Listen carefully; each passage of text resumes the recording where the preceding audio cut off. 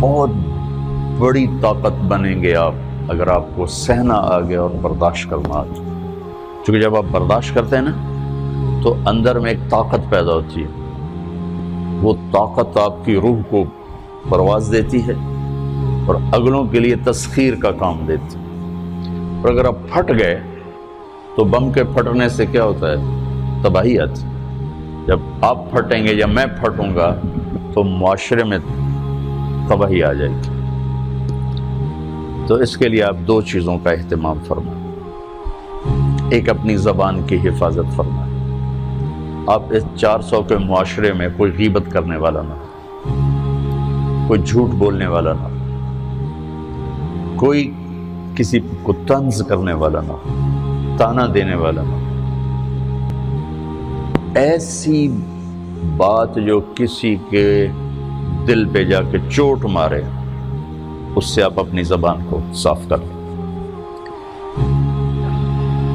کبھی اس پہ قابو پا سکیں گے، کبھی نہیں، کبھی رہ جائے گا، کبھی ہو جائے گا. تو جب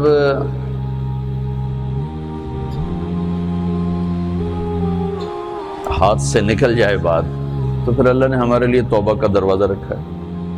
2 نفل پڑھو، اللہ سے معافی مانگو، جس پر زیادتی ہو اس سے جا کے معافی مانگو. اس سے آپ کی مزاج میں ٹھہراؤ آ جائے گا.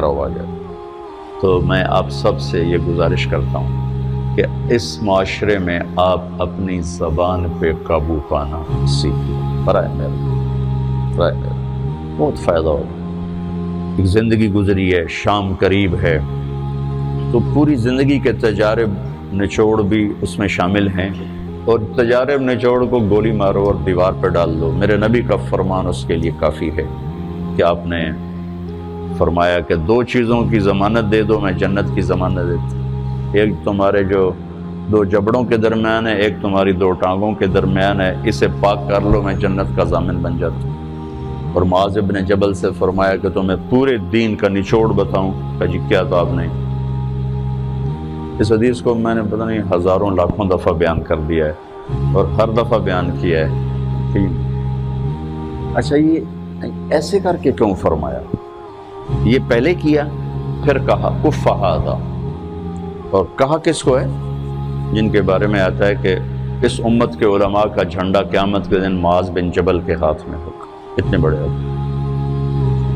18 ہجری میں انتقال ہوا. 1434 ہجری میں اردن گیا تو ان کی قبر سے خوشبو آ رہی تھی. 1400 سال گزر گیا، ان کی قبر سے خوشبو کا آنا بند نہیں ہوا. اتنے بڑے آدمی کو کیسے سمجھایا؟ بچے کی طرح.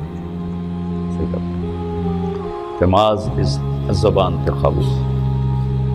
تو آپ سب کو، اپنے آپ کو بھی کہتے ہیں، وہ عرب خطیب کہتے ہیں اوصیکم نفسی اولا وایاکم کر کے عام طور پہ خطبہ شروع کرتے ہیں. تو میں بھی اپنے ذات سے شروع کر کے آپ سے یہ عرض کرتا ہوں بچوں کہ اپنی زبان پہ قابو پانا سیکھو. یہاں اس کی مشق کر لو. یہ چھوٹا سا میدان ہے، چھوٹا ایک تالاب میں ہے. آپ تالاب، یہاں سے نکل کر آپ ایک سمندر میں کودیں گے جہاں کہ رشتوں کی فہرست ہوگی، تعلقات کی فہرست ہوگی، ناگواریوں کے خوفناک خاردار کانٹے ہوں گے. کہیں کہیں پھول ملیں گے ورنہ کانٹوں سے بھرا جہان ہے. اگر آپ نے یہاں پریکٹس کر لی تو پھر آپ اس میدان میں جا کر انتہائی خوبصورت معاشرے کا فرد بن جائیں.